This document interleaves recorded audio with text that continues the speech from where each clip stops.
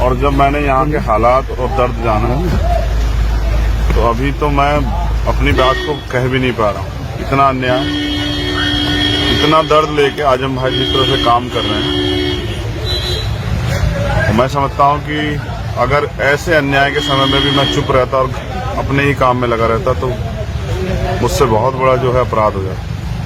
मैं यहाँ इसलिए हूँ कि जब मैंने इस आंदोलन में को मैंने ज्वाइन किया अन्याय के खिलाफ लड़ने के, तो मैंने इस उम्मीद के साथ और इस विश्वास के साथ खुद से ये तय किया था कि जहाँ कहीं जुल्म जाति अन्य अत्याचार होगा मैं वहाँ लड़ूंगा। और अब मैं समझता हूँ कि आज अगर मुल्क में सबसे ज्यादा मेरी कहीं जरूरत है तो आज रामपुर में। क्या आपके यहाँ बसपा का कोई जुड़ेगा यहाँ पर? मैं समझता हूँ कि लोग इस अन्याय को देख रहे हैं और वो खुद जो है इस अन्याय के खिलाफ बिगुल बजाएं, क्योंकि यहाँ लोकतंत्र की हत्या हो रही है।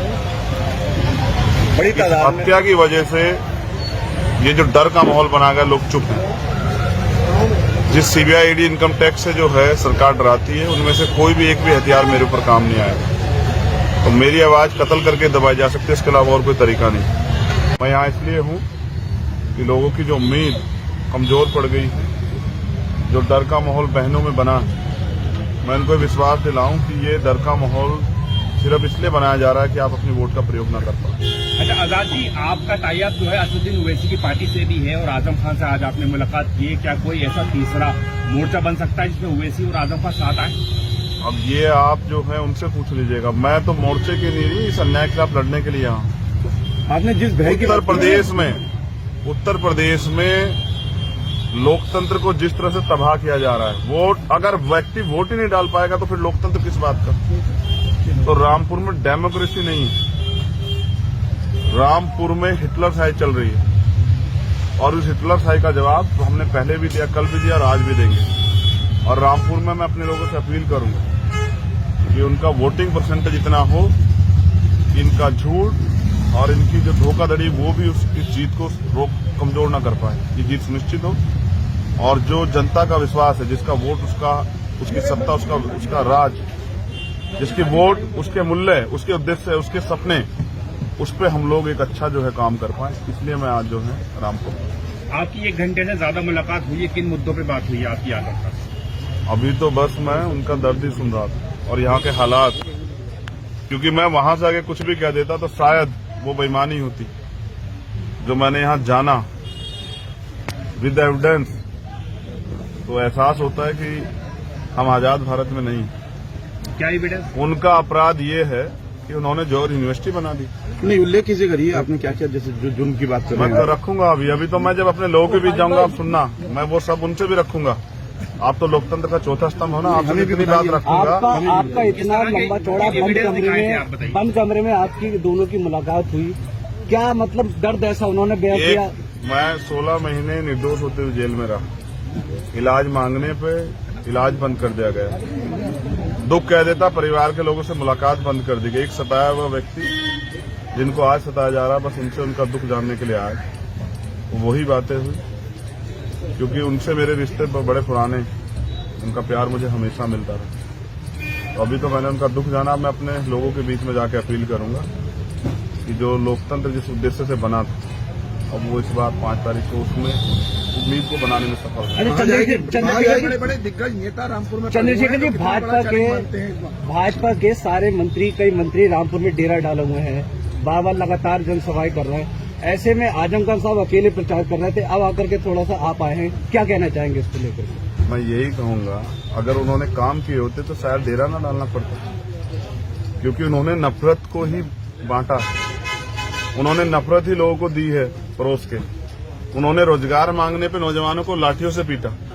किसानों ने जब अपने अधिकार के लिए आंदोलन किया तो उनको नक्सली, खालिस्तानी आतंकवादी पता नहीं क्या अपमानित किया, लाठियां बजाई, कीले लगा दी। जब महिलाएं अधिकारों के लिए सड़कों पे आती हैं, आंगनबाड़ी हो या आशा की बहनें, तो लाठियां बजती हैं। आपके आने से बहुजन बेरोजगारी और महंगाई चरम पे है, कोई बोलेगा नहीं।